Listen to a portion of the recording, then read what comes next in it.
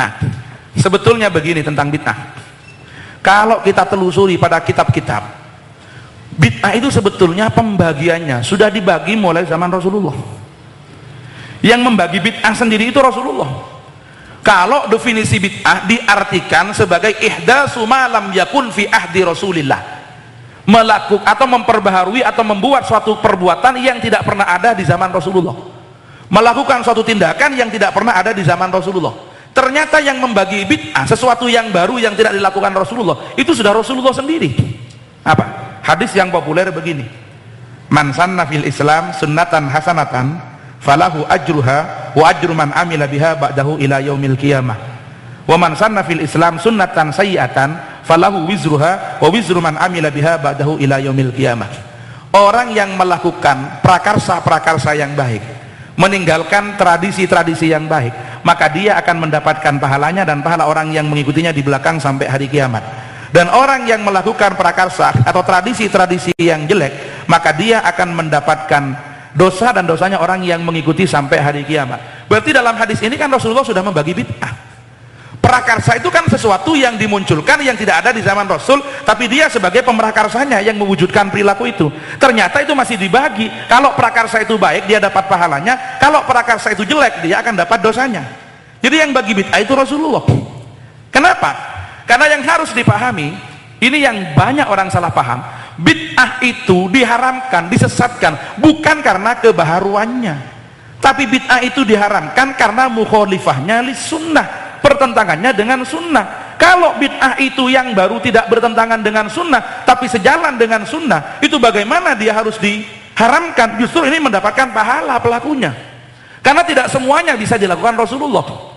Jadi awalnya dia mengatakan begini, ini memang munculnya dari masa Ibnu Taimiyah itu, dia mengatakan bid'ah tidak usah dibagi-bagi karena kullu bid'atin dolalah wa kullu dalatin finnar, itu kullunya syamilah jami'ah, tidak bisa dibagi lagi, kullu masuk semua. Nah, sekarang barangkali ada yang mau mendekati dengan pendekatan kebahasaan. Saya contohkan bahwa di dalam istilah bahasa Arab, ini bahasa tidak boleh dinafikan. Kata kullun ini tidak menunjukkan kepada semuanya. Setiap kullun pasti ada pengecualian, atau dari kata kullun ada yang dibuang. Saya contohkan di dalam Al-Quran. Di dalam Al-Quran ada kata waja'alna minal ma'i kulla syai'in hayyin. Saya ciptakan segala sesuatu yang hidup itu dari air. Berarti kulun kan, kulla syai'in hayyin itu dari air. Ternyata kan kenyataannya tidak semuanya diciptakan dari air. Dalam Al-Quran sendiri dikatakan kalau iblis itu diciptakan dari api. Dalam dialognya, kenapa tidak mau sujud kepada Nabi Adam? Khalaqtani min nar wa khalaqtahu min tin. Ini berarti ada pengecualian dari kulun. Kemudian kalau baca surat Al-Kahfi, di situ ada dialog antara Nabi Musa dengan Nabi Khidir. Ketika Nabi Musa bertanya kepada Nabi Khidir, karena Nabi Khidir melobangi perahu yang dinaiki itu, akhraqtaha litughriqa ahlaha, apakah engkau melobangi perahu biar orang yang ada dalam perahu itu tenggelam semuanya?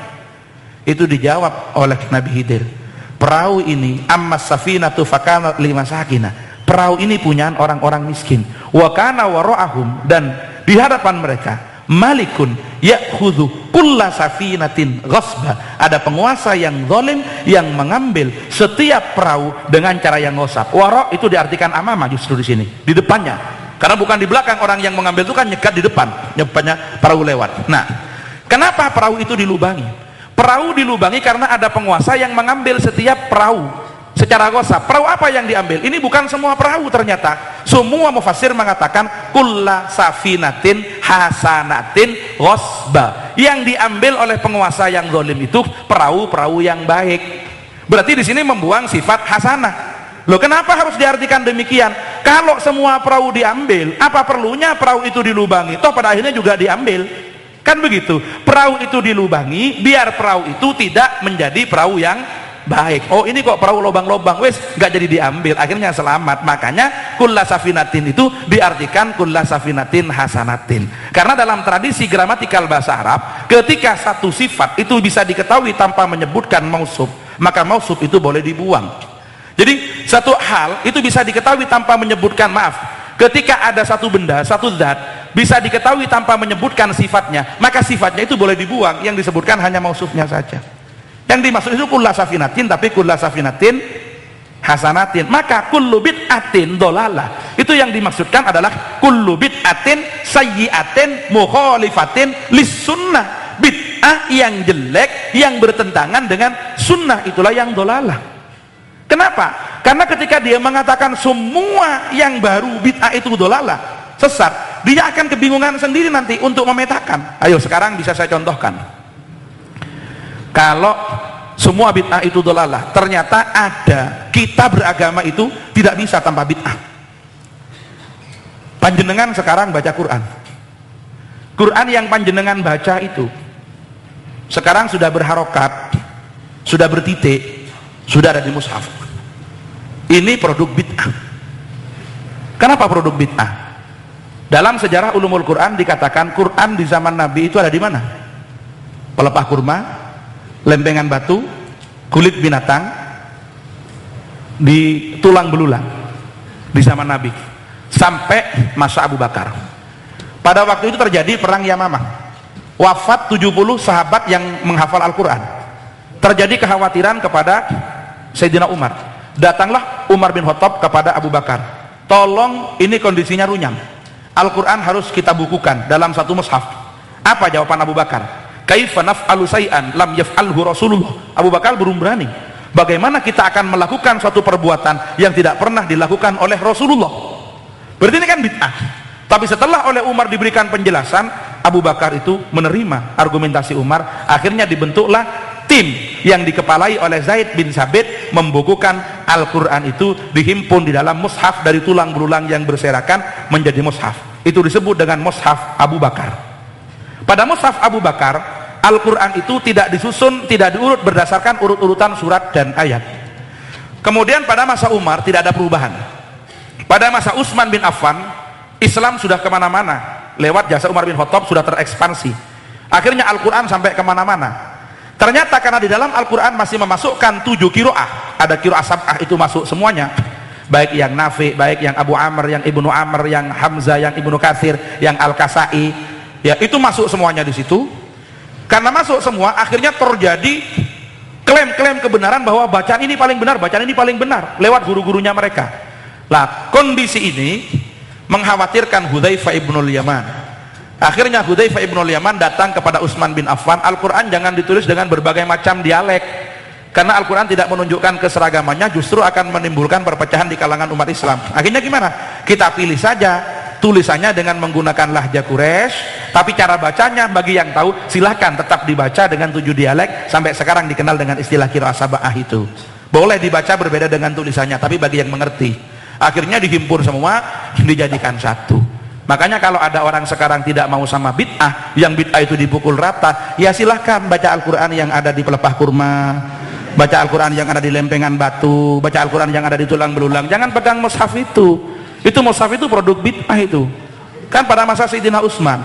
Terus mushaf pertama kali ditulis, jangan bayangkan seperti ini dong. Harus diketahui seperti apa? Tidak ada titiknya itu mushaf itu. Tidak ada titiknya. Tak itu tidak ada titik 2 di atas. Ya, tidak ada titik 2 di bawah. Kenapa? Orang Arab waktu itu secara alamiah ngerti. Titik itu diprakarsai di belakang itu. Ya, pemberian titik terhadap Al-Quran itu ada di belakang sekali, pemberian titik itu aliji diantaranya. Makanya kalau sekarang panjenengan tidak mau sama bid'ah, tolong baca Al-Quran yang tidak ada titiknya. Saya jamin tidak akan pernah bisa baca itu. Kalau ada yang bisa baca Al-Quran tidak ada titiknya, saya siap taruhan potong leher itu. Iya, jangankan tidak ada titiknya, ada titiknya, ada harakatnya saja tidak bisa itu. Itu waktu itu Al-Quran itu tidak ada titiknya. Ini dalam buku ini saya jelaskan semua pemberian titik-titik terhadap Al-Quran. Jadi di sini saya jelaskan tentang masalah bid'ah di situ, pemberian titik dalam Al-Quran, termasuk syakal itu. Jadi pada masa Ali bin Abi Thalib ini ada orang baca Quran keliru, karena Quran belum ada harokatnya. Bacanya kan begini, innallaha bari'un minal musyrikina wa rasulih. Allahu bari'un minal musyrikina wa rasuluh. Itu dibaca Allahu bari'un minal musyrikina wa rasulih. Kalau dibaca Allah bari'un minal musyrikina wa rasulih, berarti Allah itu terbebas dari orang-orang musyrik dan juga terbebas dari Rasulullah. Ini menandakan Rasulullah digolongkan dengan orang musyrik karena pengatofannya salah. Padahal yang benar kan Allahu bari'un minal musyrikina wa rasuluh, Allah dan Rasulnya terbebas dari orang-orang musyrik. Loh, salah bacanya kata Sayyidina Ali. Oh, enggak ada harkatnya. Oh, itu orang enggak tahu. Akhirnya lahirlah salah satu tokoh muncul yang namanya Abul Aswad Ad-Du'ali. Ini waktunya kurang 10 menit, saya paskan aja. Abul Aswad Ad-Du'ali yang memprakarsai munculnya ilmu nahu, sampai akhirnya Al-Quran itu muncul. Sekarang ada syakal berdasarkan ilmu nahu. Nah sekarang anak unibrau yang barangkali dulu tidak pernah ada di pondok pesantren, tidak pernah ngaji nahu, tidak pernah ngaji sorob, itu saya jamin tidak bisa baca Quran tanpa harkat. Saya jamin. Kecuali yang pinter nahu, itu pun masih sangat riskan kalau Al-Quran dibaca tanpa harkat. Makanya dalam kitab-kitab tafsir pun kalau Al-Quran masih diharkati. Jadi kalau tidak mau sama bid'ah, maka jangan pakai itu ilmu nahu, jangan baca Al-Quran yang pakai harokat, yang baca yang tanpa titik yang ada di pelepah kurma, yang ada di lempengan batu itu. Lah itu sebetulnya produk-produk bid'ah ini. Lah akhirnya ketika dihadapkan sama ini, loh itu kan bid'ah dunyawiyah, bid'ah ukhrawiyah. Muncul terakhir perbedaannya. Jadi awalnya sama-sama tidak mau membedakan bid'ah, padahal ulama-ulama sejak dahulu, mulai Imam Syafi'i, Ahmad bin Hanifah sampai Izzuddin Abdus Salam, itu bid'ah itu dibagi. Sampai Izzuddin Abdus Salam itu membagi bid'ah itu menjadi 5. Ada bid'ah wajibah, ada bid'ah yang wajib itu. Contohnya seperti apa? Ya seperti tadi itu. Nih nggak dibukukan, Al-Quran kan hangus. Termasuk sunnah juga. Hadis itu dibukukan kapan? Kan tahun 150 Hijriyah baru hadis ditulis. Pada zaman Nabi kan tidak ada pembukuan hadis.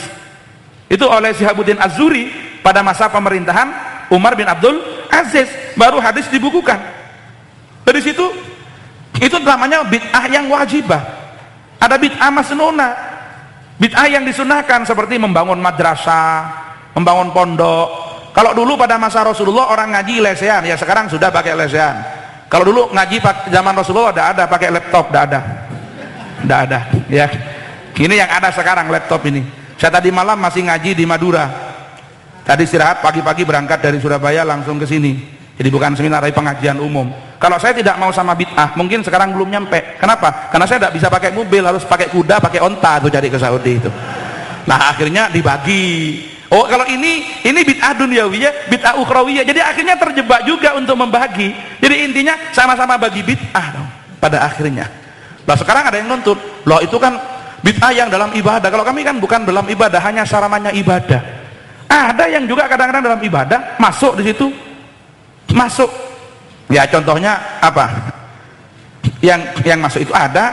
Salah seorang sahabat itu membiasakan diri setiap selesai sholat itu membaca qul huwallahu ahad, itu sampai sekian ratus kali. Dilaporkan pada Rasulullah, ini kok membiasakan diri begini? Karena ada aturannya. Rasulullah mengatakan itu menandakan kecintaannya kepada Allah, karena surat Al-Ikhlas itulah yang menerangkan tentang sifat-sifat sejati Tuhan, kata Rasulullah. Jadi ada karena ketidakpahaman kepada bid'ah ini yang dikatakan bahwa semua bid'ah walaupun benar itu harus disesat, harus ditolak. Jadi walaupun punya motif baik, yang namanya bid'ah semuanya harus ditolak. Makanya yang perlu kita klarifikasi, bagaimana dia sebetulnya memahami bid'ah. Di situ tidak disebutkan. Kalau bid'ah diartikan ihdatsu ma lam yakun fi ahdi Rasulillah, melakukan pembaharuan bagi yang tidak ada di zaman Rasulullah, maka tidak bisa dikatakan seperti itu. Karena yang kita lakukan sekarang ini semuanya tidak ada di zaman Nabi. Jadi makanya dalam pemahaman kita, bid'ah itu ditolak bukan kebaharuannya, tapi bid'ah yang mukhalifah lis-sunnah, yang bertentangan dengan as-sunnah. Contohnya apa? Puasa hari tasyrik ditolak, itu bid'ah. Hari tasyrik kok puasa, duhur 4 rakaat, improvisasi jadi 6, iya itu ditolak. Ya, karena di situ bertentangan dengan as-sunnah. Bukan karena kalau membukukan Al-Quran dan sebagainya, membuat tradisi mulutan, itu memang tidak dilakukan Nabi dalam bentuk seperti ini. Apalagi dulu di zaman Nabi tidak ada sound system, tidak ada apa-apa. Kalau sekarang orang mulutan kan pakai sound, ada yang bentuk seminar dan sebagainya. Itu bukan itunya, tapi lihat motivasinya. Apa tujuannya mulutan? Memperkenalkan kembali sosok Rasulullah di tengah-tengah umat yang sudah banyak melupakan nabinya. Tujuannya agar perilaku kehidupannya mampu dijadikan teladan oleh orang yang sudah tidak lagi mengenal beliau. Kan itu tujuannya orang mulutan, kan cerita Rasulullah. Loh itu kok bisa bid'ah? Ya bid'ah juga kalau mau dimasukkan bid'ah, tapi bid'ahnya yang bagus, kalau perlu harus itu. Karena sekarang umat Islam kan lebih kenal sama bintang film sama dengan Rasulullah. Ditanya istrinya kapan, wafatnya kapan, hijrahnya kapan, tahun berapa, anak kecil sudah tidak ingat. Coba tanya istrinya Ahmad Dhani yang sekarang dalam proses perceraian siapa, ngerti semua orang sekarang itu. Lah ini harus ambil bagian bagaimana Rasulullah itu didekatkan. Dong Rasulullah diperingati kok iso bid'ah. Sekarang juga kita harus memperingati tokoh-tokoh yang mati juga diperingati. Bagaimana kemudian dengan memperingati 100 tahun Bung Karno, 100 tahun Buya Hamka kemarin, sekian tahun ini, atau setiap tahun kita hormat kepada bendera. Itu kan tidak ada aturannya. Apakah itu bid'ah semua? Nanti kan ruwet hidup ini kalau dipasung seperti itu akhirnya.